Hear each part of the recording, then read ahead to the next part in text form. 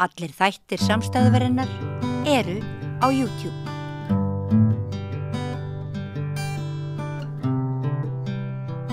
Það komið að Trump-tímanum, við kvöldum það hérna á miðvikudögum, þá fáum við hérna fólk sem hefur einhver einsýn inn í Bandaríkin til þess að ræða Bandaríkinum á tímum Trump, hvað áhrif hans stefna og orð og gerðir eru að hafa á samfélagið þar sem að síðan hafa náttúrulega mikil áhrif út allan heim. Og hingað komin góður hópur af fólki, Margrét Valdimarsdóttir afbrotafræðingur. Lærðir meðal annars í New York. Já, var í 5 ár í New York, var í 1 ár í Kaliforníu, bara miklu fyrr, 1991, svo mikið fyrr. Löngu áður en að þessir atburðir hófust. Já. En svona þegar ég að skoða svona langtíma þróun, þá finnst mér samt gaman að hafa þá reynslu, að hafa verið þarna á þessum árum í Bandaríkjunum líka þegar það voru svona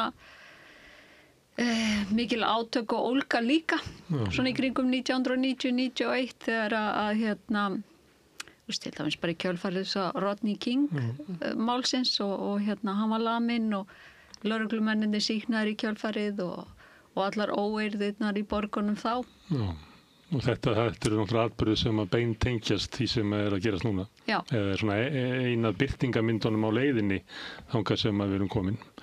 Sveinn Máni Jóhannesson, hann er doktor í bandarísku stjórnkerfi.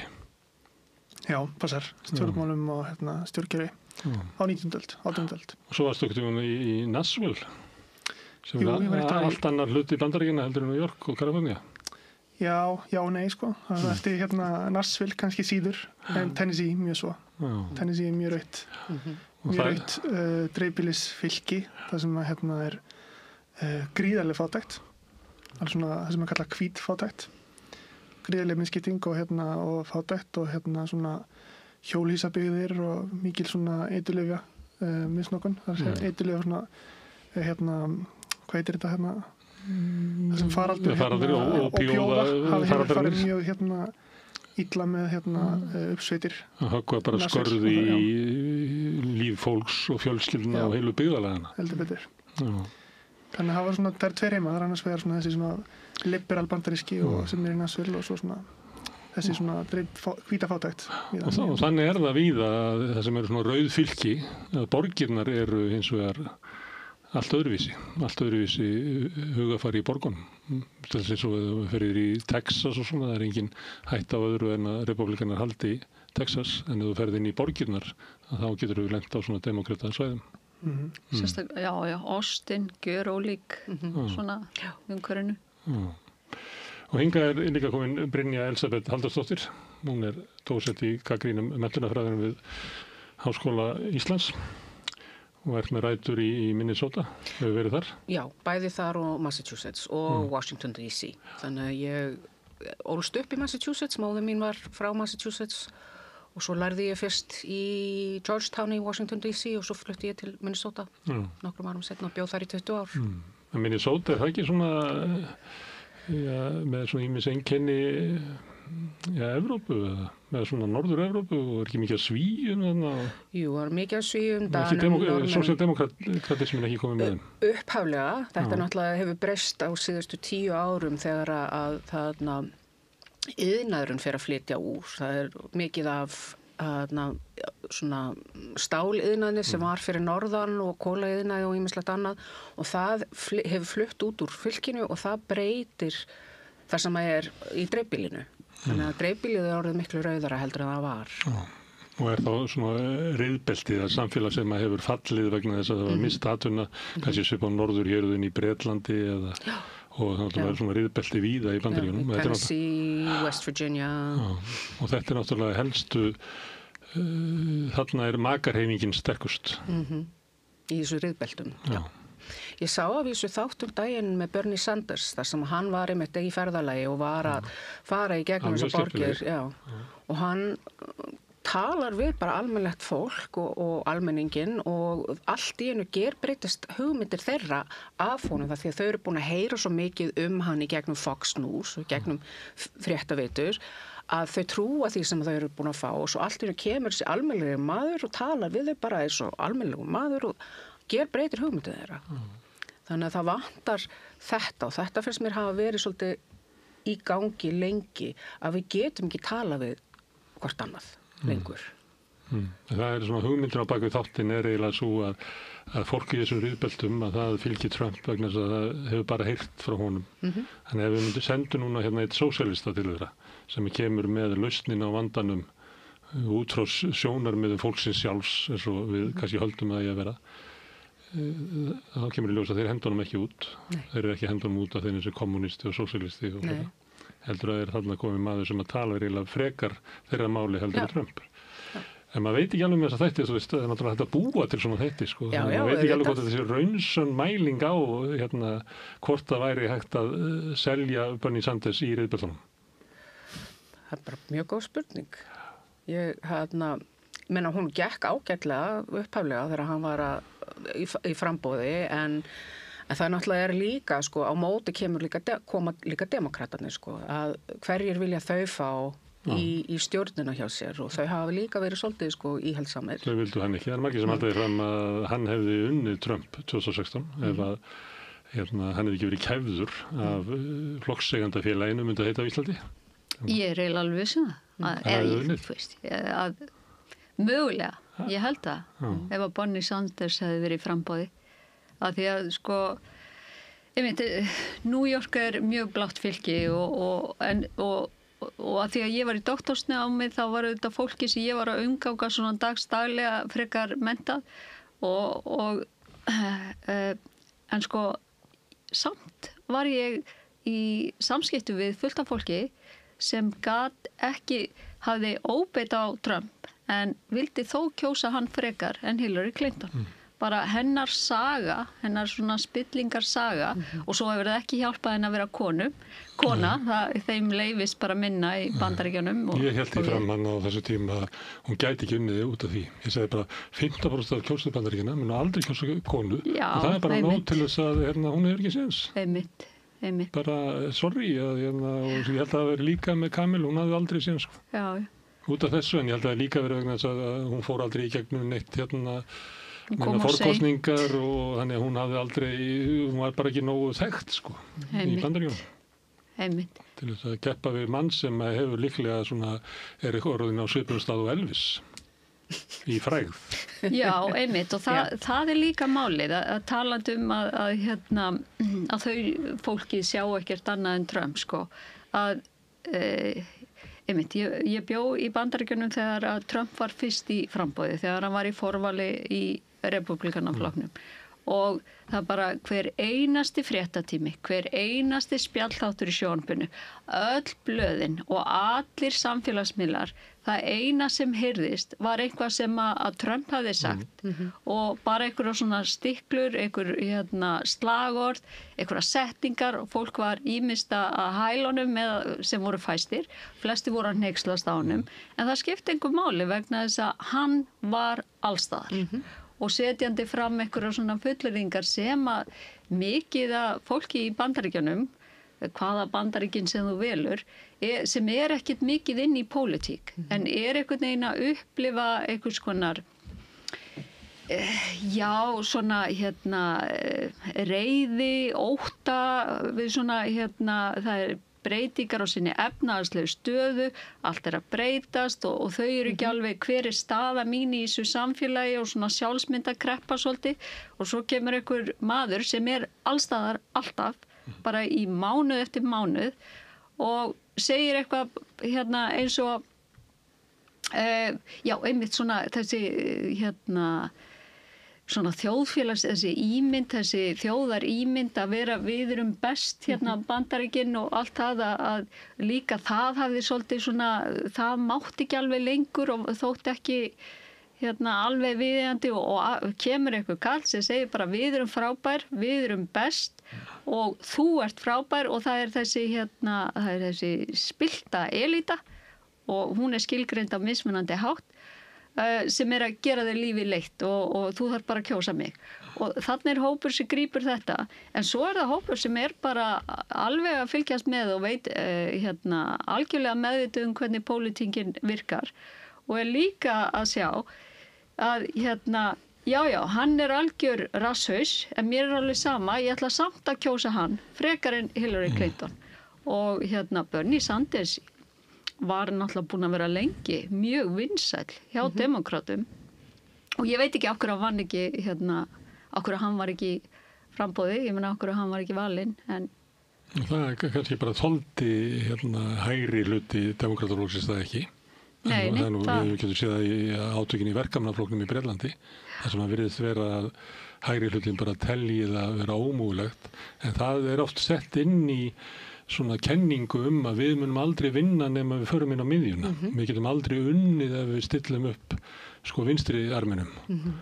Og það sem að maður heyrir í dag núna, menn að segja að demokratar hafi ekki séns nema þeir gera þeim í dag. Þeir verða að koma með eitthvað úr vinstri arminum næst til sem mótvægi við Trump. En það alltaf þessi hræðsla við þetta orð, sósíalismi.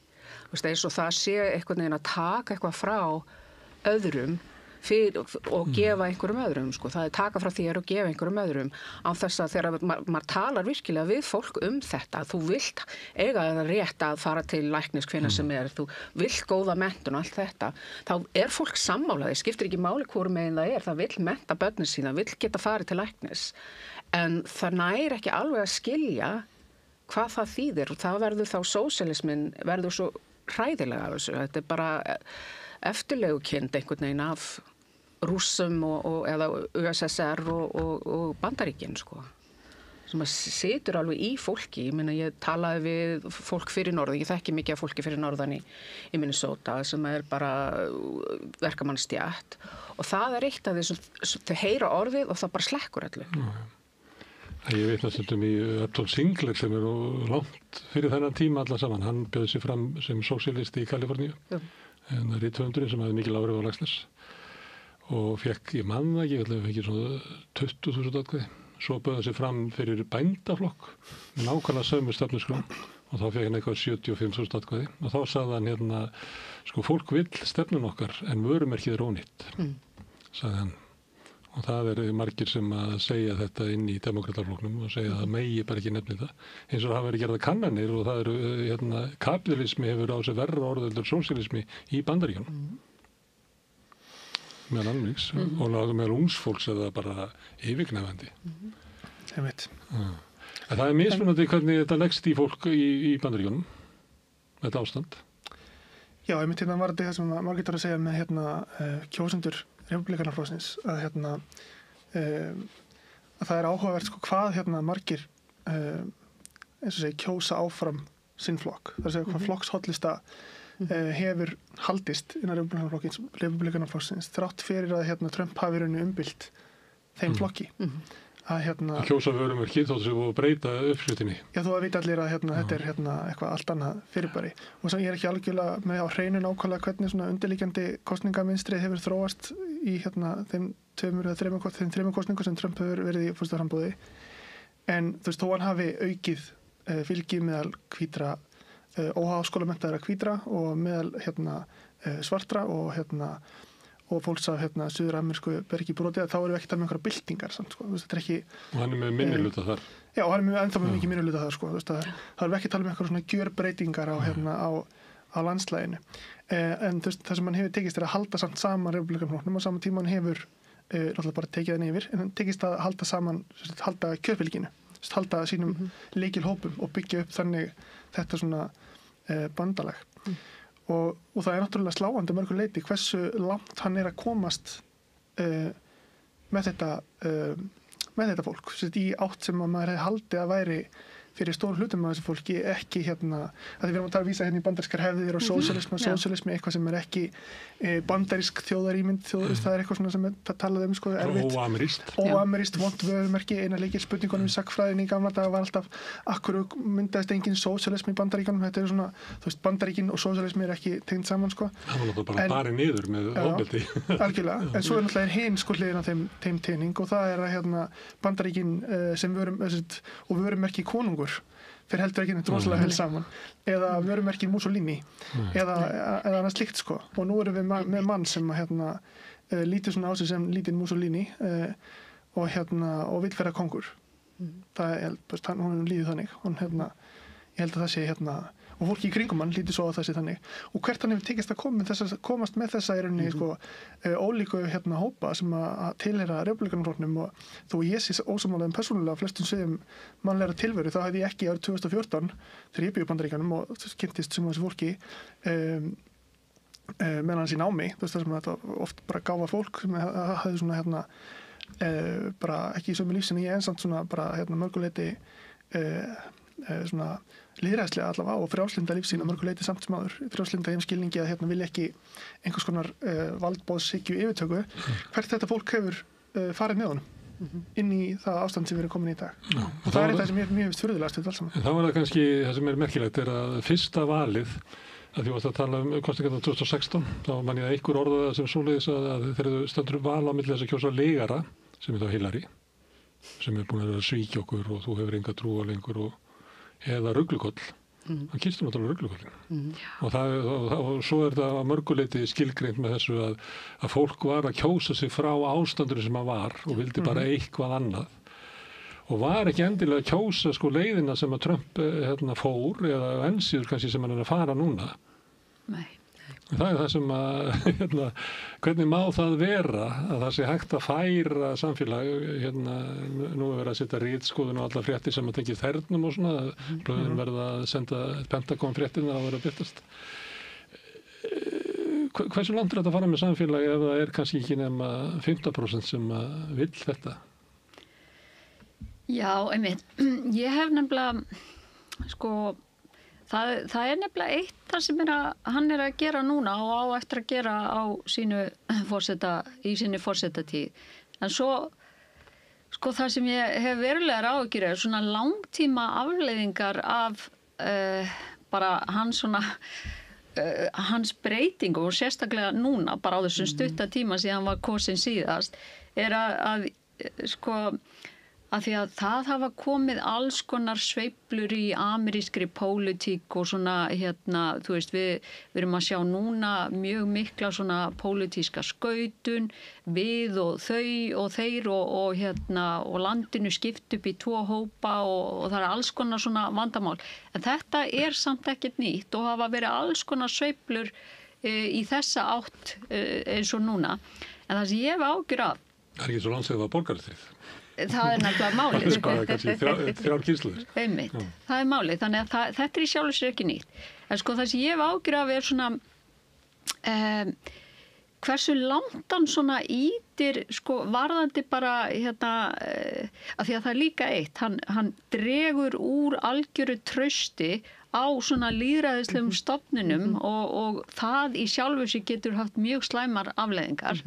Og ítt undir afbrot og alls konar vandamál. En hvert hann er að íta þessu embætti frá því að vera svona stofnanabundið og yfir í svona einhverja persónudýrkun þar sem að leikreglurnar eiga ekki við þig og þessi þrískipting valds, hún er orðin einhvers konar aukaatriði og draga úr trausti á dómstólum, á þinginu, á lýðræðinu og á upplýsingum, á staðreyndum, á vísindum og allt svona. Hann heldur í fram að þrískipting valdsins og hinn valdreifða Bandaríki séu ólýðræðisleg. Þess að fólk kaus mig með tiltekna stefnu og það er mitt að framfylgjana því að ég er vilji fólksins. En bara til að Jú, hann segir það. En það er náttúrulega bara það er náttúrulega bara svona Cæsarískt argument. Það er bara eitthvað svona sem að þú veist, Napóleon III getur sagt, það er ekki, lýðræði er löggjafarsamkoma. Lýðræði fer fram það sem að það er skilgreiningin á lýðræði, alveg saman hvort þú spyr Karl Marx, hvernig þú byggir upp Parísar kommúnu eða sósíalist lýðveldi eða kommunist lýðveldi eða bara íhaldsaman frjálslyndismenn eins og Alexis de Tocqueville. Þetta, þú veist, löggjafarsamkoman er lýðræðið. Framkvæmdavaldið og dómsvaldið þurfa að geta ekki bara tekið, þú veist, þá er saman hvað þú kýst forsetann. Það er ekki, hann er samt sem áður framkvæmdavaldi. Löggjafarvaldi þarf að vera miðpunkturinn í stjórnkerfinu ef við erum að vera að tala einhvers konar lýðræði. Svo getum við deilt það hversu lýðræðislega löggjafarsamkoman sko, hvernig kosningaaðferðirnar og svo framvegis og hversu mikið sjálfræði hafa fulltrúar gagnvart almenningi og annað slíkt sko, og við getum deilt hversu lýðræðislega hún en miðpunkturinn samt í lýðræðiskerfi þarf að vera löggjafarsamkoman. Leðu færir valdi til framkvæmdavaldsins eða dómsvaldsins að þá ert ekki lengur með að mínum mati með En eins og aðrir valdsakir menna þá munan réttlæta að hann sé raunverulega að framfylgja lýðræðinu, vilja lýðsins, myndi hann orða, með því að fara fram hjá ónýttu þingi, með því að láta dómstólana dæma í takt við það sem almanna vilji eins og það birtist í kosningu á mér. Þannig ég held að hann líti á að hann sé að frelsa Bandaríkin frá andlýðræðislegum öflum sem eru að eiga ekki Bandaríkin. Haldið ekki? Hann trúið í alvörunni eða hann var mikið hagað við trúið því. Já. En það er alltaf þess að við myndum kalla samt í svona stjórnmála hugmyndasögu svona despotismi, ekki lýðræði. Ég veit að hann lítur svo á að þetta sé einhvers konar lýðræði og ég minn þetta eins og þú teiknaðir þetta upp, þetta er náttúrulega líka ekkert óhleiðstætt hugmyndum manna eins og Mussolini og það náttúrulega var einn helsta gagnrýni fasista og nasista á frjálslynd lýðræðiskerfi var það að þingið væri ófært að taka ákvarðanir af því að þau væri skipt upp í alls konar flokka og það var alltaf að bara taka endalausum tíma að ræða sér niður að niðurstöðu og svo geta ekki komast að niðurstöðu og engin alvöru raunverulegur vilji þjóðarinnar geti skynið fram á þessum ætti bara að afnema þetta og eitt sterkur leiðtogi sem geti numið vilja þjóðarinnar ætti að fá að ráða en það náttúrulega ekki tilstaklega lýðræðislegt endilega sko. Ég held að þetta hafi verið í gangi svolítið lengi sko. Ég held að það hafi byrjað svona 1900 hvenær kýs ég fyrst svona 87 eða eitthvað svoleiðis þá fer ríkið í raun og veru fara þessi flokkar að höggva niður réttindi, aðgengi og hagkerfin verða erfiðari og það, við erum að missa störf út úr landi og ýmislegt annað og þetta hafi bara gerst bara hægt og rólega þannig að við komumst að punkti þar sem einhver getur gert það. Getur tekið þessar ákvarðanir og breytt vilja því þú sér það bara með þegar að Trump var fyrst forseti þá þarna gat hann skipt hverjir voru á Supreme Court það var einhvern veginn svolítið reiknað út hverjir og hvenar það myndi gerast og það var búið að setja það saman löngu áður þannig að þetta hefur held ég verið ekki kannski Trump í sjálfu sér en þetta plan að breyta þessu lýðræði hefur verið þarna svolítið lengi. Það er búið að veikja almannavaldi þar eins og líka hér bara á tími nýfrjálsíkna fólks í því að veikja almannavaldið og styrkja vald fyrirtækja og auðsins í þeirri trú að þeir myndu færa okkur miklu betri samfélag heldur en lýðræðisvettvangurinn. Við vorum bara samkvæmt svona sögunni að þá erum við í okkar heimsluta þá fórum við að missa trú á lýðræðisvettvangunum svona upp úr 1970-80 og þá verið að færa fleiri ákvarðanir út á markaðinn og svona hugmyndum að við kemum saman við rauðaborðið og ákveðum hvernig samfélag við ætlum að hafa í framtíðinni. Það er enginn verið að mæla fyrir þessu. Þetta er ekki verið megin straumurinn í stjórnmálunum í okkar heimsluta. Þvert á móti að draga úr valdi ríkisins. Og það kemur þannig og þá veikist lýðræðisvettvangur líklega. En þá rís upp Trump og eiginlega nær völdum út af þessari veikingu eða eitthvað.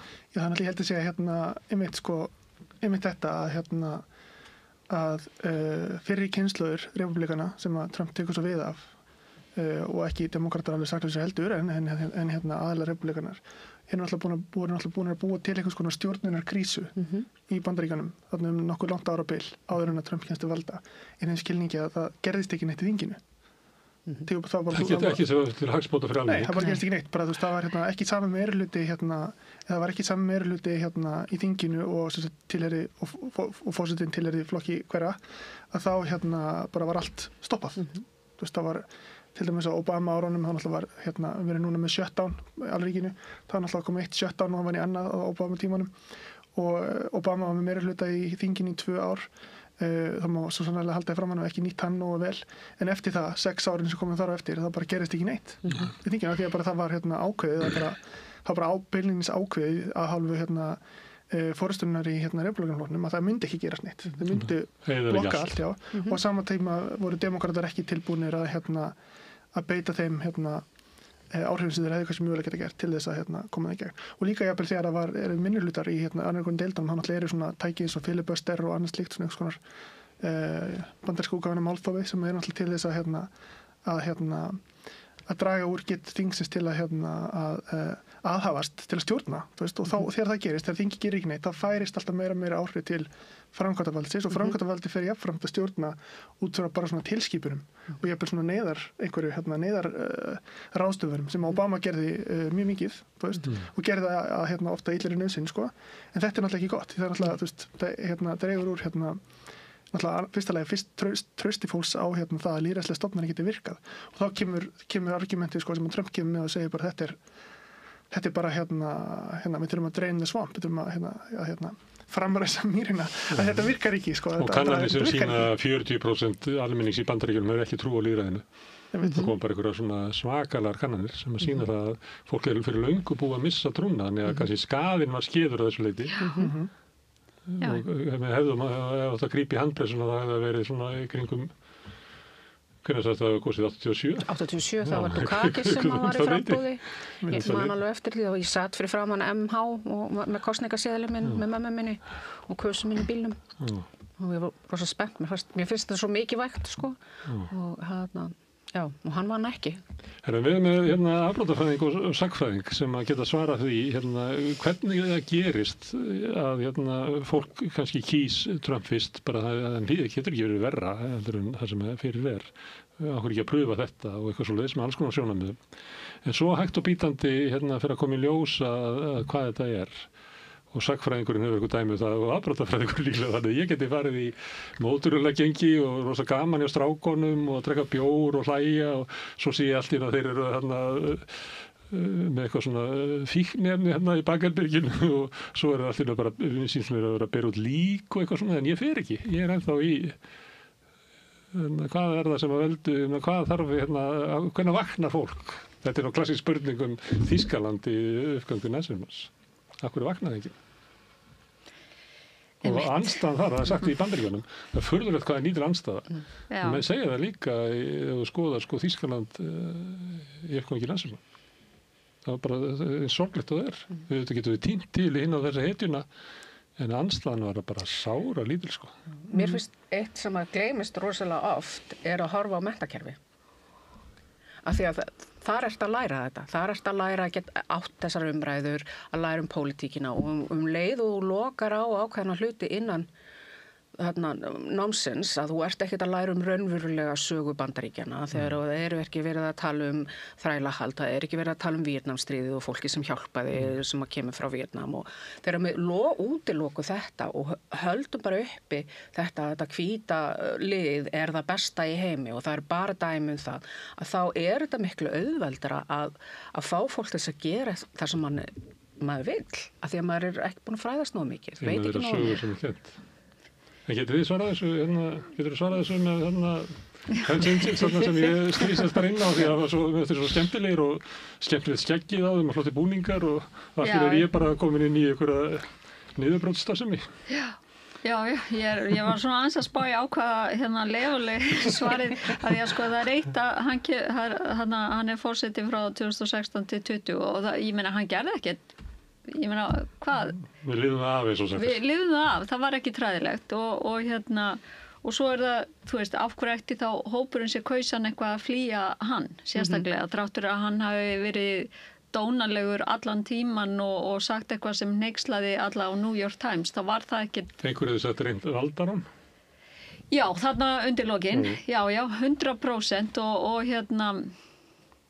Já, það er reyndar alveg merkilegt að hann hafi ekki einhvern veginn fengið meiri afleiðingar fyrir hann sjálfan hafi ekki verið meiri eftir það.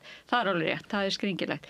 En svo er þetta líka að það er búið einhvern veginn, ekki eitthvað meðvitað, heldur er búið að vera breytingar í gangi sem er búin að svona kynda undir ákveðna stemningu, þar sem þetta verður auðveldara vegna þess að allt sem að við erum búin að tala núna og hefur verið fjallað í þessum þáttum hjá þér, hef ég heyrt svona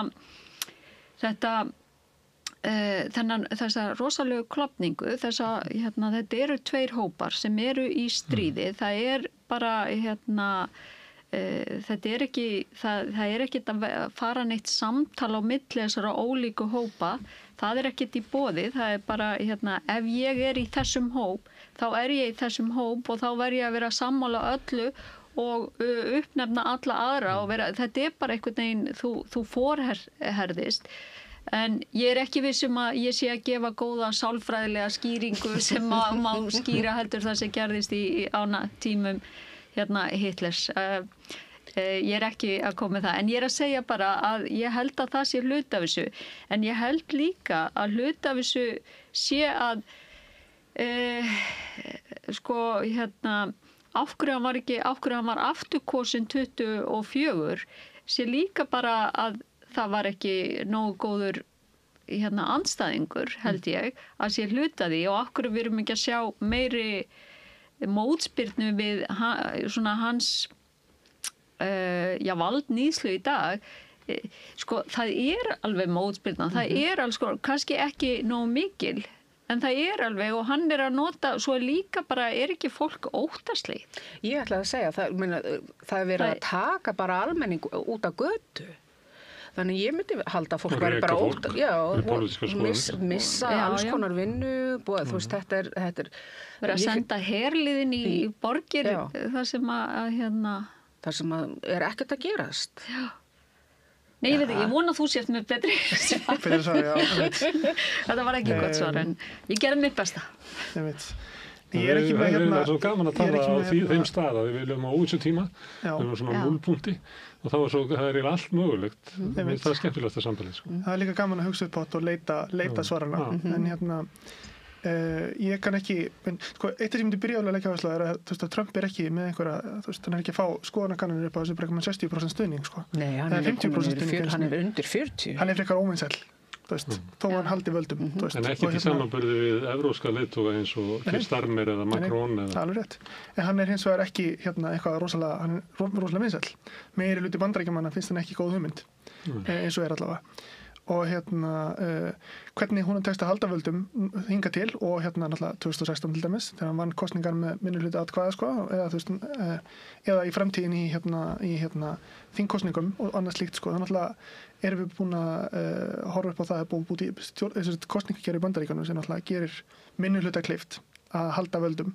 Þannig að það getur verið ein leið sem hjálpa Trump að halda völdum. Hann þarf ekki alltaf að fá hilli meirihluta almennings og við erum með kosningakerfi sem hampar dreifbíli frekar en Kaliforníu og New York, stórum þéttbílum fylgjum og annað slíkt. Og hann byggir það upp í réttin til þess að gera það, allt sem að þarf til þess að halda völdum meðal síns hóps, með því að vera með þessa skautun og lýsa andstæðingun raunverulega sem andstæðingun Bandaríkjanna og svona unhumans. Og við erum svo rosalega sterka kjarnahóp sem getur keyrt áfram tryggir hans stuðningsmenn að veljast í stöður og vera kosnir í innan flokksins og annað slíkt. En svo kannski svona stærri myndin er alltaf samt að hann kemst náttúrulega til valda út frá einhvers konar lýðræðis og efnahagskrísu. Það sem búið er að sópa í burtu okkar vörnum gegn svona valdmúsíki. Og því sé okkar vörnum að þá er náttúrulega við einhvers konar fjölmiðlaumhverfi sem við svona pínu stjórnað.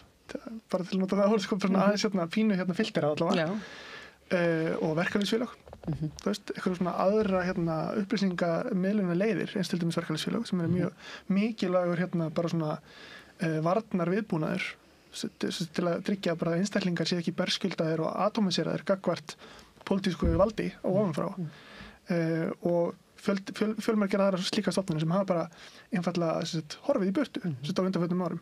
Þannig að við erum alltaf svona og þetta er náttúrulega eitt að í fræðunum talað eitt að lykilengin populisma, það er að beina samband milli leiðtogans innan gæsalappa og einstaklinga og það er það samband sem er svo hættulegt í stjórnmálum af því að þú vilt ekki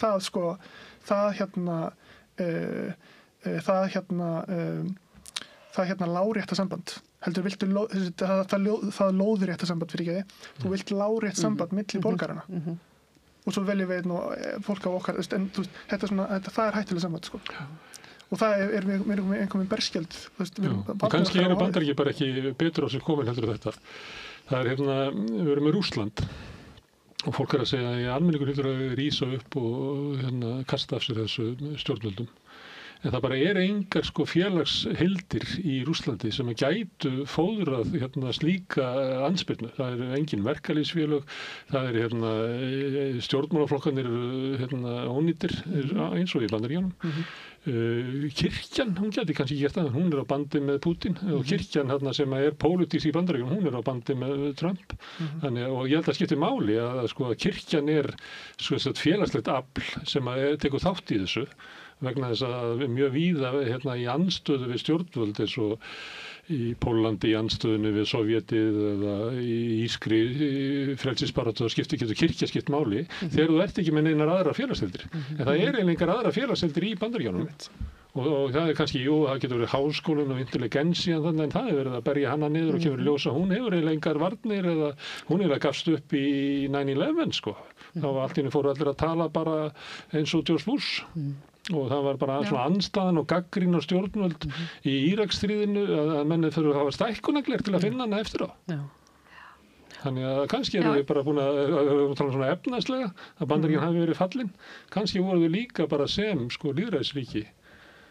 Þetta nú eiginlega Dostors ritgerið þín styrkleika Bandaríkin að geta haldið lýðræðinu upp eða ekki? Kannski ekki, ekki óskilt sko. En En já, þetta svona áhugaverðar að þau talar þessar félagsheildir og þetta sko ef maður horfir til söguna þá náttúrulega hvernig útskýrum við hluti eins og frönsku byltinguna eða fall Rómaveldi sko og þá oft tökum þessar stóru svona þú veist, hvernig útskýrum við Napoleon, hvernig útskýrum við Cæsar sko þá oft svona vísað í þetta svona það undirstöður, það svona grunnstóðir sem að hvað sem rómverska lýðveldið eða franska lýðveldið eða franska gamla stjórnin sko að það sem að hélt hlutunum í innan vébanda voru svona ákveðnar félagsheildir hvað sem að það þáttaka í herliðum eða eða bara einfallega aðallinn eða annað slíkt sko eitthvað svona félagsheildir sem að komið veg fyrir ótemprað vald svona einstaklinga og það svona hægt að draga mörgu leyti svona ef maður vill verið í því sko þeimleik sko að draga upp margar svona parallelur milli þetta sko stjórnmálaflokkarnir, fjölmiðlarnir, verkalýðsfélögin þessi milliliðir sem nauðsynlegir til að tempra vald og tryggja bara svona fjölþættari flæði upplýsinga hafa veikst gríðarlega og það bara spurning hversu lengi hægt að halda í einhvers konar lýðræði þegar slíkt ekki til staðar og það flestir svona stjórnmálaspekingar eða horfir 200 árið til tíma sem myndi vera mjög svartsýnir á það Þetta talar sumið þannig eins og að þetta sé fallið. Við séum vilja vera að horfa á eins og það gerist oft kannski fall Sovétríkjanna var lýst þannig að þetta ímyndaði bara svona ís og það virðist allt verið í lagi en þú áttar þetta ekki á því að hann var búin að þynnast að neðan svo allt í einu brotnar þannig að við erum kannski á einhverjum slíkum staði í Bandaríkjunum að ísinn var orðið svo þunnur að við hefum ekki verið að hissa hann brotni sko. Við erum enginn að spá því að þetta sé gengið svo langt núna að bara þetta fari akkurat öfugt eftir 4 ár. Það að segja að það verði að fólk fara að snúa blaðinu við og það kom einhver sem algjör andstæðan við Trump í framboð sem verði kosinn og fólk fara að svona svona að endurskoða líf sitt og enginn að spá því það sem að tala, það sem við nefndum áðan að það væri demokrata hljóta að koma núna með raunverulega svona vinstri sinnaðan frambjóðanda sem býður upp á allt annan valkost eiginlega að segja við ætlum að fara og frá samfélagi nýfrjálsíkjárana eyðileggingunni sem að var frá 70 til 2025 og búa til eitthvað nýtt í staðin fyrir eins og Hillary var alltaf að verja það hún kemur og Kamala líka sko hún kemur inn og segir sko hún að verja kerfið sem að stundu getur orðið hlálegt en þannig náttúrulega í Bandaríkjunum og báður flokkarnir byggðuð upp en mér finnst þetta stundum eins og sem ríkisútvarpið að vinstri menn alltaf gabbar í það að verja ríkisútvarpið sem búin að vera stýrt að sjálfstæðarflokknum í 40 ár þannig að vinstri flokkarnir lenda alltaf við í að verja sko kerfin sem að hinir byggðu upp þannig að sömuleyti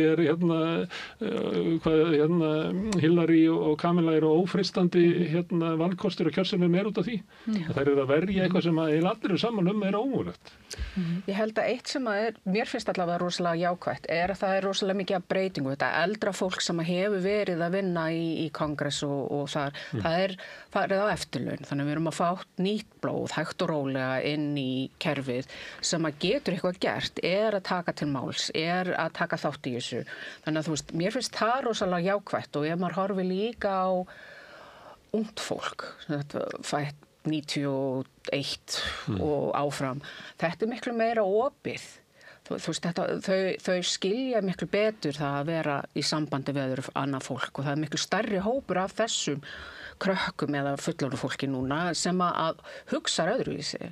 Þannig mér finnst það allavega rosalega jákvætt. Nema drengirnir? Já, þeir eru aðalega hvítir drengirnir. Já. En það líka mjög misjafnt. Ég að fylgjast með nokkrum tölvuleikjaspilurum sem að maður myndi halda að væri svolítið svona inselar og svoleiðis og þetta þú veist, þeir henda rasistum út af þáttunum sínum, sko. Ef einhver segir eitthvað rasist eða ófeminist eða eitthvað svoleiðis, það bara og taka þætti til þess að ræða þetta. Þannig að þetta fólk á 30-aldri, sko. Þannig að það rosalega mikið sem undirföld sem við kannski erum ekki að sjá af því að við erum ekki á sama stað, við erum ekki á sama miðlinum, þú veist, ég ekki á Snapchat, ég nota lítið TikTok og þar þetta allt inni og þar þau. Það getur verið, það nefnilega orðið sérstakt fenómen, sérstaklega í suðrinu í heiminum að setakynslóðin gerir uppreisnir. Þið munið eftir Nepal sem að ég held að stjórnvöld héldu nú einhverju völdum en í Madagaskar þá flúði forsetinn og það líka búið að vera svona mótmæli í Marokko. Þannig að þetta svona ungi krakkar sem að rísa upp og bara vilja ekki spillinguna og ógeði sem hann tilheyrir. Þetta náttúrulega samfélag sem meðalaldurinn mjög lár og þau hafa verið að hlusta. Þetta fólk sem fætt þess að setakynslóðin hvað svona 97 til 2012. Kannski þið börn á þessum aldri. Ég á 1 barn á þessum aldri. Kannski koma þau og með allt viðhorf, ég veit ekki. Svo náttúrulega einþróun þessu talandi önnur viðhorf sem yngri kynslóðin kemur með og það náttúrulega byggir svolítið á nú er ég tala Bandaríkin að því náttúrulega við erum að tala Bandaríkin og við erum að tala svona þreytt lífræðiskerfi, sko. Þú veist, búið að vera til það heitir rosalega lengi en þú veist, búið, þú veist, þetta er orðið gamalt og þreytt. Og það svona ofta debateraðum, sko, í sögu lýðræðisins að það þurfi stundum svona endurnýjun. Þú veist, og lýðræði endurnýja sig með að gera eitthvað stórar byltingar, til dæmis fyrir heimsstyrjöldinni, að þá endurnýjaði lýðræði sig með því að gefa bara helmingi, eða bara þrefaldar næstu í kjósendahópinn, með að gefa konum og vinnufólki kosningarétt sem gjör breyti, þú veist, eitthvað með eðli stjórnmála og það er svona oft talað um að þurfi eitthvað, þú veist, við erum komin á þann stað, við þurfum eitthvað svona djúpstæða svolítið byltingu. En einn svona byltingamynd sem náttúrulega Luigi Mangione sem náttúrulega maður sem fekk sér fullsettan að lýðræðinu og tók ráðinni sinni í hendur. Það er svona dæmi svona komum að segja mjög mikið áhyggjuefni, þú veist hvernig ungt fólk sko, þú veist ekki fara út á göturnar og mótmæla heldur að líta svo á að kerfið sé bara gjörsamlega búið, það að segja og sem náttúrulega þú veist ekki endilega rámt sko en bara í heild sinni, þú veist það sé engin leið til að bæta í rauninni nefnum bara að grípa til vopna eða eitthvað slíkt, sko. Og nóg á þeim dæmum í Bandaríkjunum. Nákvæmlega. En hann hinum minn, þú veist, öll hinn dæmin miklu meira íhöldsum og hann vinstra minn, þú veist, hann svolítið hetja, sérstaklega fyrir marga sem vinstri sinnaðir að, þú veist, hann hafi farið og gert það sem hann gerði, þó þetta sé, þú veist, maður á ekkert að myrða, en það að hafa tekið þetta í höndum sínum, þetta svolítið svona eins og villtra vesti, sko, að hann bara geri það sem að aðrir vildu gera en gæti ekki gert. Staðan orðið þannig að það bara ofbeldi eina svarið. Það náttúrulega margar þjóðir sem í slíkri kúgun að það bara eðlilega viðbragð grípa til vopna á móti. Já. Og svona miðað við hvað maður veit langtíma þróun og alvarlegu ofbeldi í Bandaríkjunum og annars staðar að þá það akkurat það sem maður myndi búast við að myndi fara að gerast núna að mikil aukning. Það bara þegar eins og bara hvort sem maður skoðar tölur frá FBI eða frá einhverjum alþjóðastofnunum þá það alveg skýrt að í Bandaríkjunum að sérstaklega sko ofbeldi sem svona skilgreint sem pólitískt ofbeldi eins og einhverja svona árásir sem að þið nefnið eða hatursofbeldi að það hefur orðið mikil fjölgun á slíku á síðustu árum. En svo náttúrulega sko bara einmitt langtíma þróun á ofbeldi eftir svo langt tímabil þar sem að hafði verið að fækka alvarlegum ofbeldisbrotum og almennt svona umburðarlyndi gagnvart í að nota ofbeldi til að leysa ágreining var bara að minnka svo mikið, hvort sem það var í skólasamfélagi eða út á götu í samfélagum, það bara hefur ekki verið umburðarlyndi fyrir því að nota ofbeldi og bara viðhorfin, ekki bara í Bandaríkjunum, en svona á Vesturlöndum hefur bara verið að breytast að þessu leyti. Sem er kannski eina ávöxtunum þess sem hefur verið kallað vógtímabil. Nákvæmlega, þetta er bara það er alltaf lítið á vóg sem eitthvað svo stórkostlega samfélagslega skala. Þetta er 100% bara eitt hluti af því. Og eftir þetta langa tímabil sem var bara í manndrápstíðni í Bandaríkjunum í sögulegu lágmarki þarna 2014-15 og fer síðan aðeins að hækka og svo ennþá meiri hækkun í kringum COVID-tímana því að þá er svona streita og erfileikar hjá mörgum aftur að lækka, en svo það sem ég spá að muni gerast núna er mikil aukning sem er að því að það er þessi aukna vantrú á dómstóla, á lögreglu, og mikla svona reiði og að því að ef við skoðum eins og Bandaríkin þá er náttúrulega og það er áhugavert í ljósi þess að Trump er að senda inn herlið til Portlands og Chicago sem eru ekki borgir sem að hann þarf sérstaklega að hafa áhyggjur af. Ef hann er með áhyggjur af mikillri ofbeldisöldu eða miklum ofbeldisbrotum eða vandamálum, þá ætti hann að vera að senda herlið til Suðurríkjanna. Þar hefur vandamáli verið og er enn til staðar.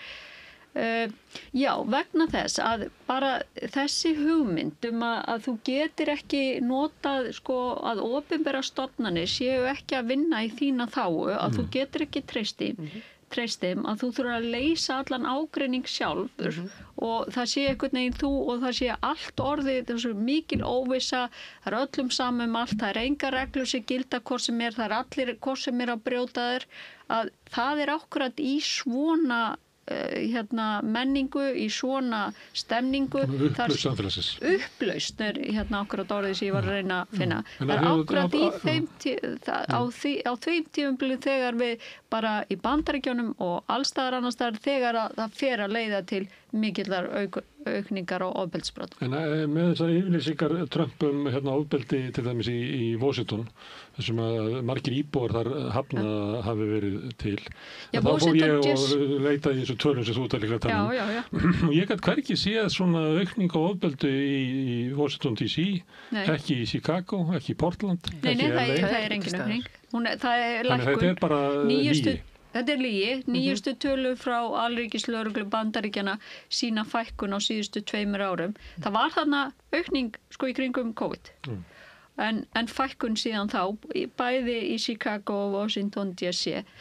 En Washington DC hefur náttúrulega verið borg sem er lengi til vandræða. Það er bara mikill félagslegur og efnahagslegur ójöfnuður í Washington DC eins og í mörgum öðrum borgum sem hefur en engin sérstök aukning.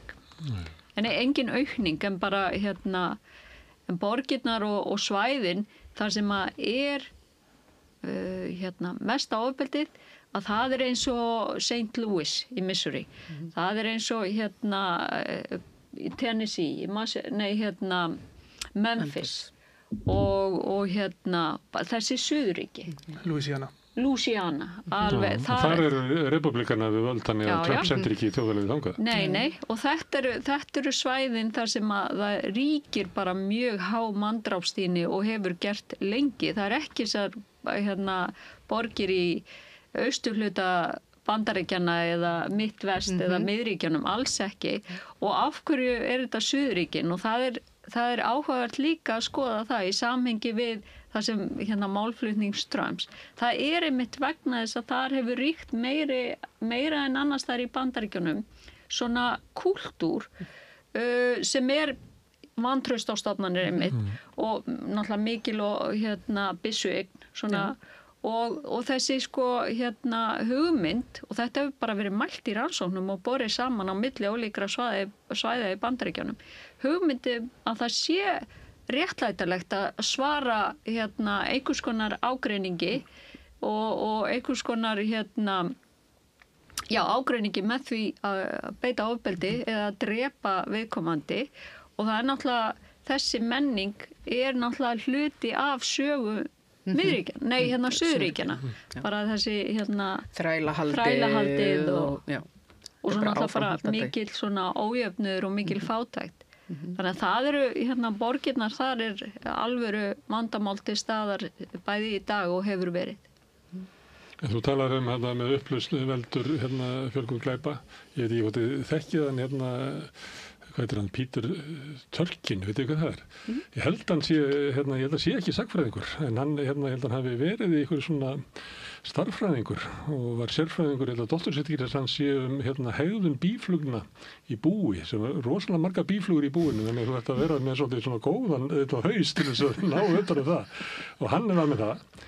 Þannig að svo fær hann alltaf á sögunni, þannig hann safnar í alls konar upplýsingum úr sögunni og að reyna að það geti fundið svona hreyfingar í sögunni. Hún hreyfist eftir einhverjum svona bylgjum og hann safnar annars vegar eftir að skoða margt að þessu og hann að sömuleyti þetta svona eins og menn að gera svolítið núna, menn bara með svo stóra reiknigetu orðið í tölvunum sínum að þú getur verið með svo mikið upplýsingum undir og hann kemst að því að með því að hafa 2 ása, það annars vegar ójöfnuður í samfélagum og hins vegar það sem hann kallar könnun á, ég held að kalli það svona well-being, það sem var svona, sem getur verið svona tilfinning fólks fyrir trausti á samfélaginu, trausti á stofnunum, en líka það getur verið á hvaða tíma fólk eignast börn eða giftast sem svona, getur verið svona á einkanlegu svæði traustið og hann safnar þessu saman og kemst að því að hann þurfi ekki með svona 6-7 punkta til þess að leita þessu, svo býr þetta til og þá kemur í ljós að þessar þessi 2 bylgjur ferðast akkurat öfugt að það sem að ójöfnuðurinn eykst að þá brotnar niður traust fólks í samfélaginu og á milli fólks og á stofnunum og öðru slíku þá aukast uppsótt og glæpir og það verður bara upplausn í samfélaginu og hann sér bara bing, þarna þrælastríðið í Bandaríkjunum bing, þarna fyrir heimsstyrjöldin bing, þarna þú veist, hann ekki gefur það. Málið það núna, þetta ójafnvægi milli þess að 2 ása núna komið svo langt umfram ef hann fyrst að skoða Bandaríkin og Vesturlönd, langt umfram það sem hefur verið nokkuð tímann áður. Þannig að við erum talandi að þið vorum að tala áðan ísi sem væri búin að brotna, við erum komin langt inn á tímabil algjörar samfélagslegar upplausnar.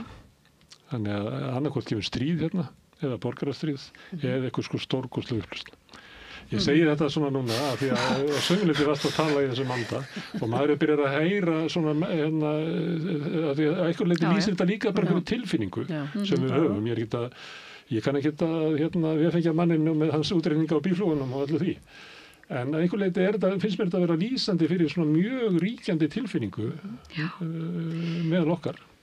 Já, bara eitt að því að ég hef lesið svo mikið einmitt slæmar afleiðingar af félagslegum og efnahagslegum ójöfnuði en svo líka að því að meðan ég bjó í Bandaríkjunum þá ferðaðist ég mjög víða Bandaríkin, bara að fara á ráðstefnur hér og þar og mér finnst það svo telling eða þannig að í þeim borgum þar sem að mikill ójöfnur á milli fólks, það bara öðruvís að vera þar gangandi borgina. Það er óþægilegt. Þú finnur það er bara óþægilegt. Að fólk horfir ekki í augun að þér. Það er svona það er óþægilegt, það er svona aggressjón og sem stemmir alveg við fræðin. Mér fannst það fyrst þegar ég kom til New York þá var það stemmingin. Svona 83 eða eitthvað. En svo þegar maður kom kannski eftir 1990 þá var þetta bara eins og Disney World það var allir svo almennlegir og ég fylg ókunnir menn að stoppa og vísa menn til vegar það sem að vera að spyrja og þetta hefði ekki gerst þarna fyrst þegar ég kom. Nei. En maður sér líka breytingarnar að því að eftir til dæmis George Floyd í Minnesota að það var bara gjörbreyting, þetta var miklu meira svona Minnesota nice, allir almennlegir og allt svoleiðis en núna því að lögreglan líka hætt að bregðast við þegar lögreglan var svo reið út í viðbröðun að þá, þú veist, mæti lögreglan aldrei eða seint. Þannig að það enginn að fara út á kvöldin, þú veist, það hefur bara gjörbreyting á samfélaginu í Minneapolis St. Paul á bara 2-3 árum, sko. Það talar enginn við neitt, það þorir ekki að gera neitt. Og það hjálpar ekki heldur þetta eitulyfja, ópíóíða faraldur og allt þetta sem að líka eykur þessu ójöfnuður. Sýnir þar á göttunum. Já. Sem náttúrulega þessi, þú veist, ég held að hann sé líka afleiðing af hérna. Já, maður ætlar að sleppa úr því að vera alveg í ömurlegri stöðu. Já. En bæði afleiðing en síðan líka sjálfstætt, sko, þrýstir ástandinu ennþá verra. Það bara hryllilegu faraldur. Já. En svo þú glottir þegar ég kom með starffræðingin inn á þína juss, eins og sagt sagfræðina. Ég held að sakfræðingar hafi mjög gaman að því þegar reynda að finna einhver lögmál í sögunni. Það erfitt að reyða hendur á nákvæmlega þeim og hvort þau virki, sko, akkur þú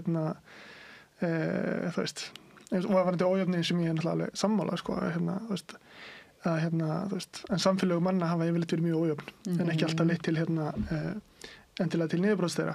En hins vegar þegar kemur að þau byggja upp einhvers konar lýðræðissamfélög, þá er það alltaf mjög erfitt á þess að vera með eitthvað samnefnara sem þarf að hann þarf félagslegan, menningarlegan og efnaðslegan, þú veist. Og það verður að vera samkomulag meðal okkar svona sirka hvert þurfum að fara. Já, það er ekki í Bandaríkjunum í dag. Sameiginlega menningu, eitthvað það getur við bara, þú veist, það er svona bara borgaraleg menning, fullkomlega, sko, eða svona jafna dreifingu eigna og tekna. Það er líka annar lykilatriði held í svona lýðræðisríkjum sem að virkja bara einfaldlega því að peningar eru afl, þeir eru vald og þau gefa sumum þá færi á því að vera sterkari en aðrir sem að formlega þeir stega allir að deila samt valdi í einhverjum meginn. Þegar sömuleyti voru markmið stjórnmála eftir því árana, hvað svo sem menn voru í pólitík, það var svona meira og minna að við værum að fara til aukins jöfnuðar, til aukins réttinda allra. Það var samkomulag. En það brast einhvern tímann upp úr 1980, þessi samfélagssáttmáli. Og það náttúrulega einhvers konar óheft auðræði í Bandaríkjunum í dag og áhrif þeirra á stjórnmálin eru náttúrulega augljós. Það er náttúrulega augljóst að það er svona eitt af aðal stóru meinunum og hversu illa þau að fara með bandarísk stjórnmál á undanförnum áratugum. En náttúrulega Bandaríkin eru rosalega stórt land, stórt ríki. Þú veist, og í Bandaríkjunum eru líka rosalega ólíkir hópar fólks. Og þar eru svona mest ábyrjandi svona átökumilli kynþáttahópa eða alls konar þjóðerni og þetta virkar bara þegar að fólk er saman í sko því að búa til eitthvað sameiginlegt sem að sameinar alla þessa faktora held ég sko. Og það er að gera það á veg sem að líka grefur undan, til dæmis held ég að Barack Obama var í þessu verkefni. Markmið hans var að gera þetta, en hann gerði það tók þátt í því að grafa undan því með sinni efnastefnu og slíku. En hins vegar en þú farið eitthvað sko sem að nýti sér þessa ólíku ása, þessa ólíku sjálfsmyndir, þessa ólíku átakapúnta sem eru mjög ofbeldisfullir í sögu Bandaríkjanna, þú veist alveg gríðarlega. Og Donald Trump er náttúrulega ógeðslega góður í því að nýta sér þetta. Að þá náttúrulega ertu komið mjög hættulegt ástand bara því að þú ert með Bandaríkin eru náttúrulega svo stórt ríki, saga þeirra er fulla átökum milli ólíkra hópa, fátækra og ríkra, svartra og hvítra, ólíkra þjóðerna og annað slíkt. Og eitt af því sem Trump náttúrulega gerði var að taka lokið af þessum svona suðupottum sem var búið að halda svona niðri í einhver átti fara á borgarrétti og það Suðurbúr, já.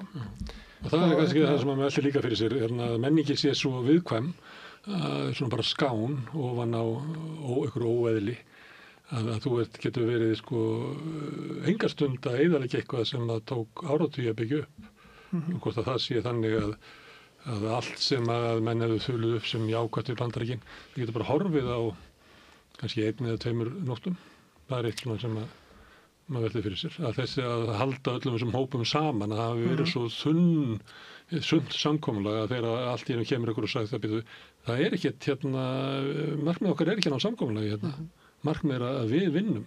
Þau eru að eyðileggja samfélagið. Og við verðum að byggja upp það samfélag sem ég vil byggja upp. Því að ég vil ekki sjá þetta þunna samfélag sem þú ert að mæla með. En sko, líka náttúrulega Bandaríki sem við tengjum mörg við og finnst hafi verið jákvætt fyrirbæri, allavega mörgulega einhverju leyti, er náttúrulega samfélagið sem að margir til dæmis í Suðurríkjunum líta svo á sér vandamálið.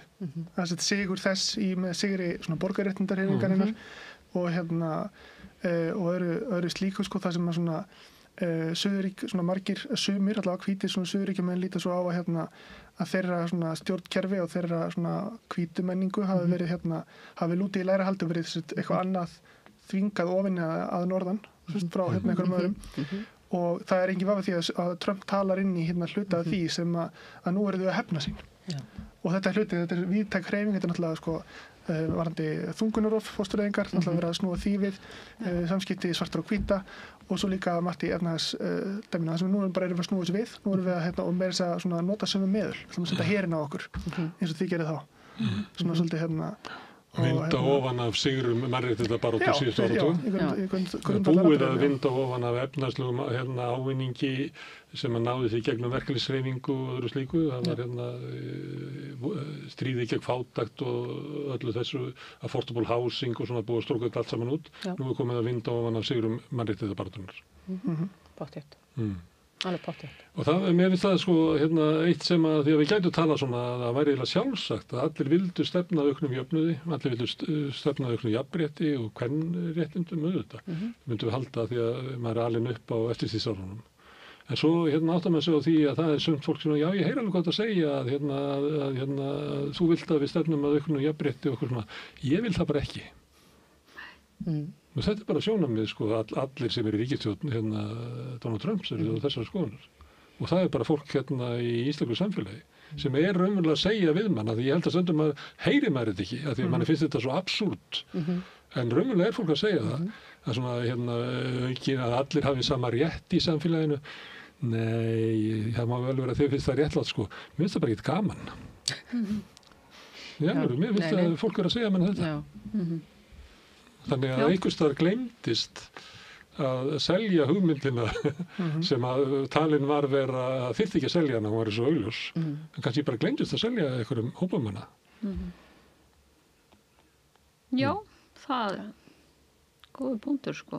Það er bara að því að Nei, ég veit ekki hvað ég segi við þessu, ég fór bara að hugsa hana. Nei, ég bara að hugsa sko að því að þú dregur upp líka þessa svörtu framtíðar myndi einhvern veginn af Bandaríkjunum og ég fyrir svona velta fyrir mér að því að það er svo margt þrátt fyrir að Íslendingar hafi gert það bara alltaf og geri enn svona að gera grín af Bandaríkjamönnum og bara Evrópubúar eru svolítið að Kanar eru asnalegir að þá er svo margt sko í Bandaríkjunum sem er gott og einhvern veginn þessi svo margt í menningunni sem ég allavega hef svona kunnað að meta og séð sem rosa jákvætt og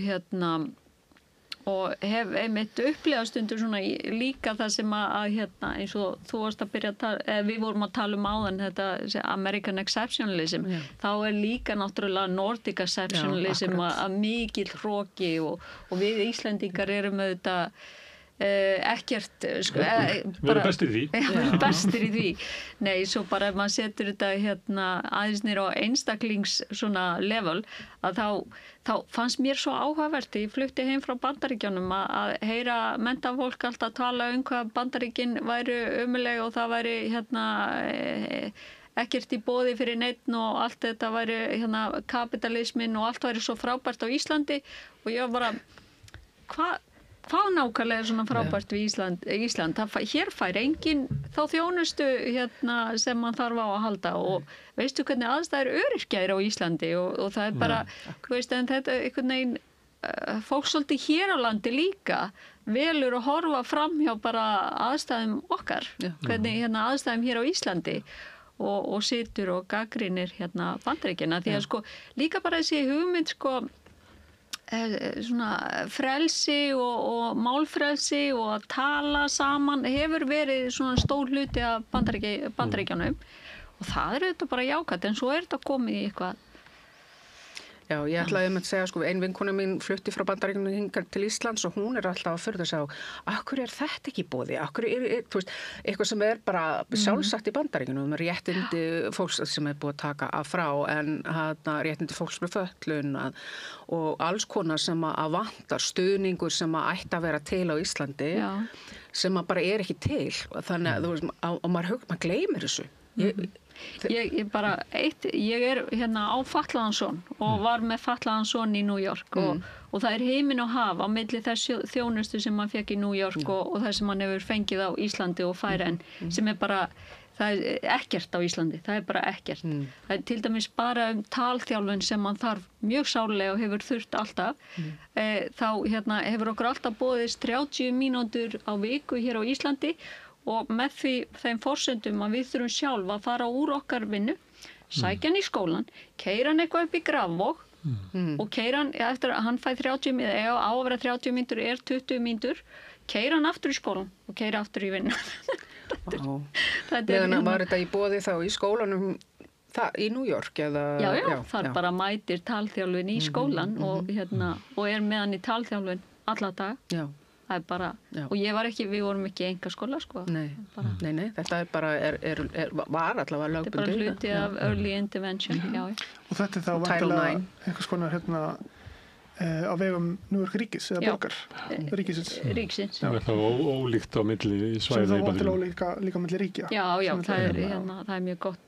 En þú færð ákveðin magn af fjármagni frá ríkinu sjálfu, stóra ríkinu, í gegnum Title IX og allt. Það eru lögbundið svona yfir all Bandaríkin og svo eftir það þá auka peningur sem kemur frá fylkjunum.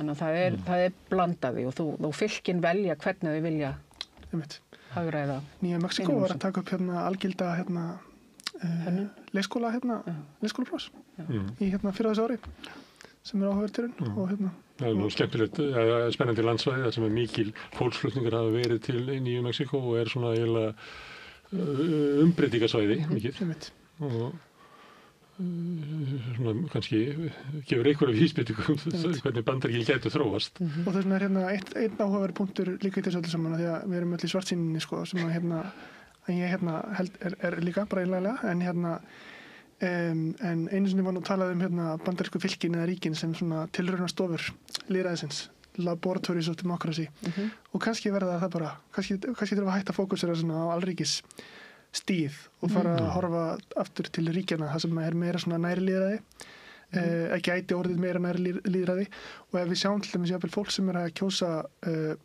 jafnvel ríkisstjóra sem republikanar eins og Ron DeSantis eða eitthvað svoleiðis og eða kjósa Donald Trump ofta að kjósa bara mjög áhugaverðustu hluti í atkvæðagreiðslum svona almenningsatkvæðagreiðslum varðandi svona einstök mál það sem oft bara fínustu mál að ná í gegn bara svona eitthvað sem við myndum jafnvel tengja við meira með Bernie Sanders en Donald Trump þannig kannski það eitthvað svona En svo náttúrulega Trump náttúrulega, hann hefur fylgjandi því að auka völd fylkjana, draga úr valdi alríkisins. Nei, bara hluta til sko. Þannig hann kemur úr þeim hluta sko republikanflokksins. Meðal annars var það hugmyndir svo að þá gætu þeir í Suðurríkjunum þrengt að rétti til þungunarrofs og ykkur fleiri.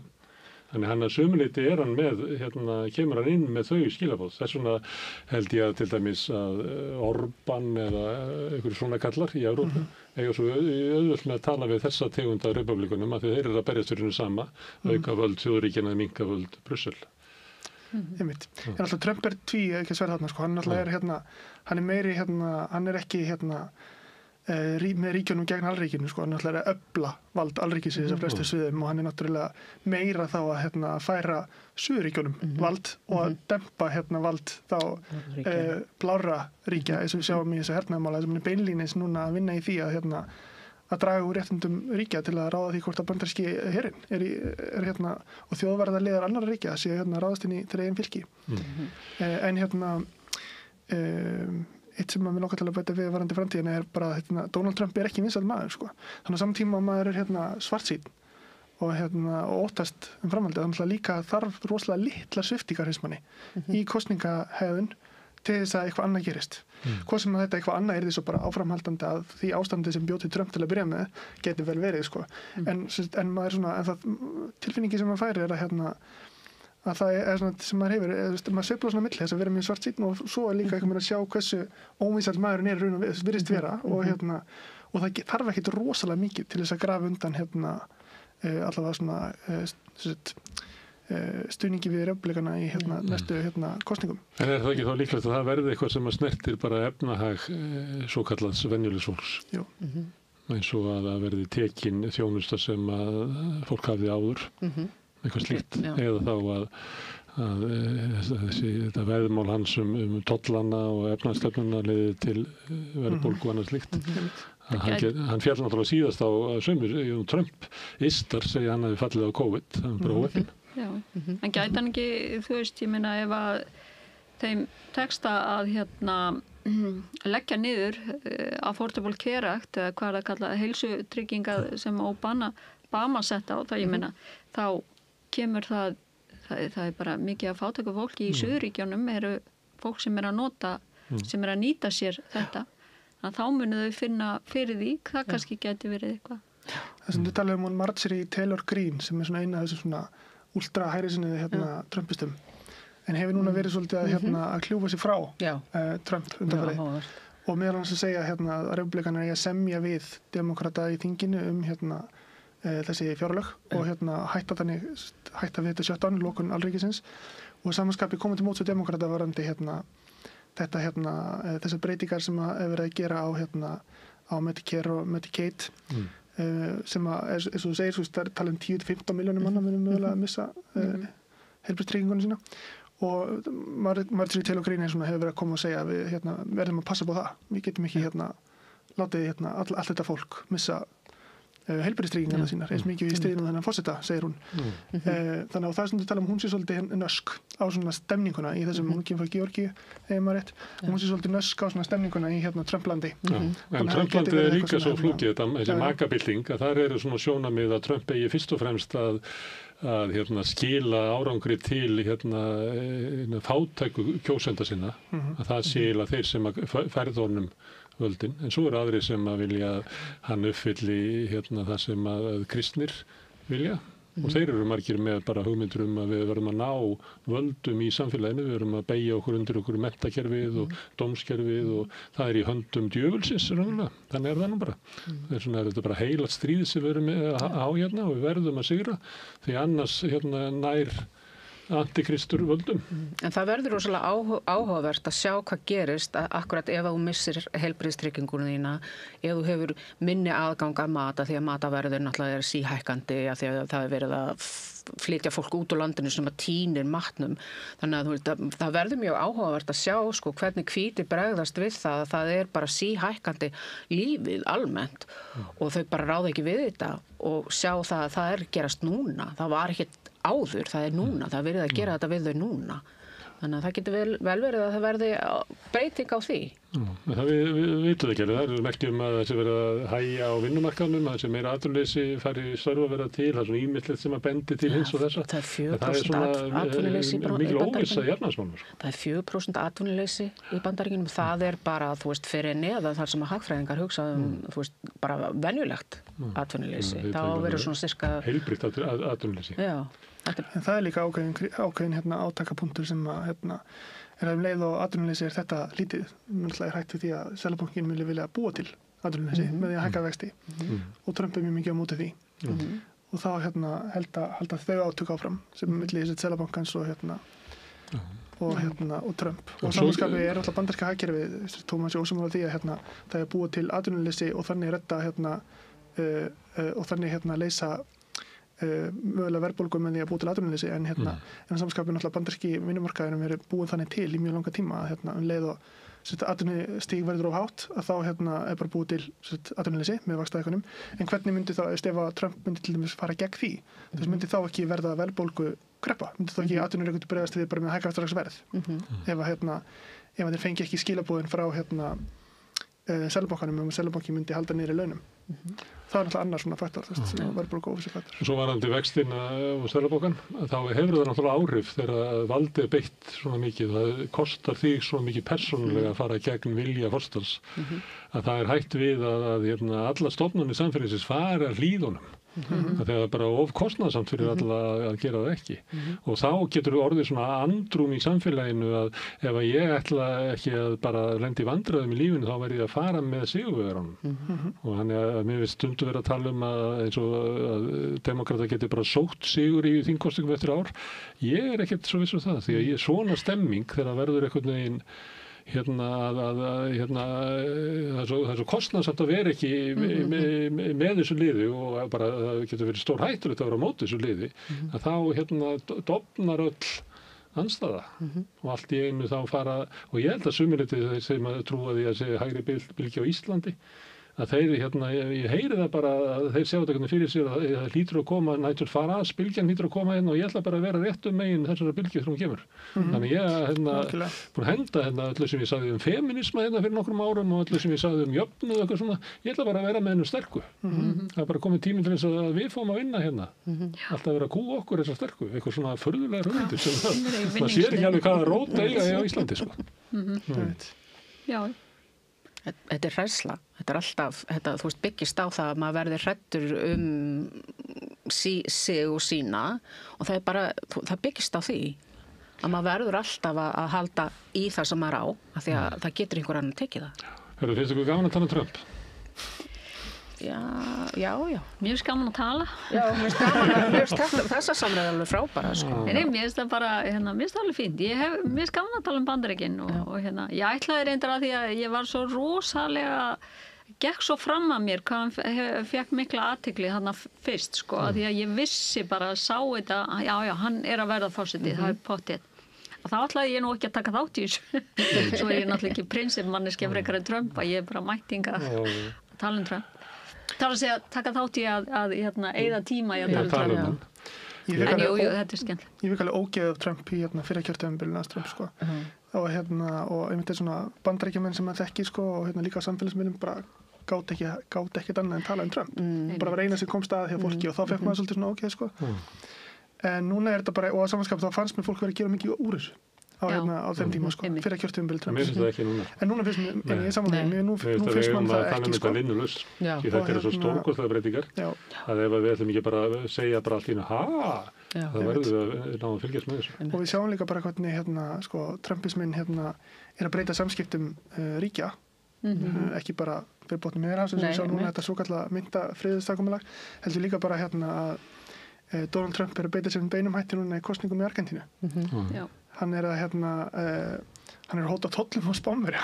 Þeir eru ekki, ég er búin að hlýða hann varðandi loforðum. Vill reka það út úr NATO. Hann er að hóta tollum á Brasilíu nema þeir sleppi Bolsonaro og fangilsi eða þess að hann þurfi ekki að sitja af sér. Þetta er náttúrulega einhvers konar skipuleg glæpastarfsemi sem við erum á Þetta er svona ólíkarkismin sem er í Rússlandi. Það er eins og það sé bara búið að taka yfir í Bandaríkjunum. En eitt þetta því að tala að við vildi ekki vera að tala hann, að það var á fyrra kjörtímabilinu, þá las ég eftir einhvern blaðamann sem var að segja það að við vorum alltaf að reyna að komast hjá þessu, að tala alltaf þennan andskotans mann. Og við sátum á löngu ríkisstjórnarfundum, langt fram eftir kvöldi, að núna á morgun ætlum við ekki að gera þetta. Svo fórum við að sofa. Tístir ekki helvítið einhverju klukkan 4 nóttina og hirðir allan frétta umfjöldast þann daginn. Og hvað gerum við? Við fórum náttúrulega á vagnin líka og fórum að tala hann. Svo kvöldið, nú gerum við þetta ekki lengur. Svo klukkan 4 nóttina tíst hann einhverju helvítisrugli. Hann er nefnilega rosalega klókur í svona, sko, að halda, og það er það sem að gerir hann svo sterkan, er að hann heldur alltaf athyglinni. Hann gerir alltaf eitthvað fáránlegt sem að allir vilja tala og heldur alltaf athyglinni. En ég er alveg samanlega. Raunveruleika sjónvarpi. Já, eins og hann gerði þarna þetta, hvað hétt það, í 1990, The Apprentice. En ég meina, ég held að það sé rosalega mikilvægt eins og allt annað sem skapar ójöfnuð í samfélaginu, maður þarf bara að tala um það. Nei, ég er alveg sammála, við komumst ekki tjá því að vera að tala um þetta núna. Afleiðingarnar eru svo ekki bara í Bandaríkjunum heldur alþjóða samfélagi, þeir eru svo gigandískar, þannig að það er náttúrulega bara... Þetta er alla, sko, bara maður efna samfélagsins. Já. Þú veist, líka bara fyrir okkur sem svona hér samfélagi á Íslandi að tala um möguleg smitáhrif og hvaða þýðingu þetta hefur fyrir okkur, bara eins og að tala um, þú veist, er eitthvað sveifla í gangi hér, er það eitthvað sem að, við þurfum að ágjur af, eða? Margrét, Sveinn og Brynja, gerða það ekki fyrir að koma hingað og tala Trump. Takk sem við leiðis. En við ætlum að tala eitthvað annað, held ég, við rauðaborðið. Næsti kafli eftir augnablik. Öflugur og ódýr auglýsingamiðill 40.000 manns sjá eða heyra þætti samstöðvarinnar í hverri viku. Ef þú vilt auglýsa, sendu póst á samstöðin.is. Ég heiti Kristinn Sigmundsson og styð Samstöðina. Samstöðin óháð sjónvarpsstöð sem fjallar þjóðfélagsmál á vandaðan og yfirvegaðan hátt. Ég skora á ykkur að styðja hana með því að gerast áskrifendur. Samstöðin ómissandi.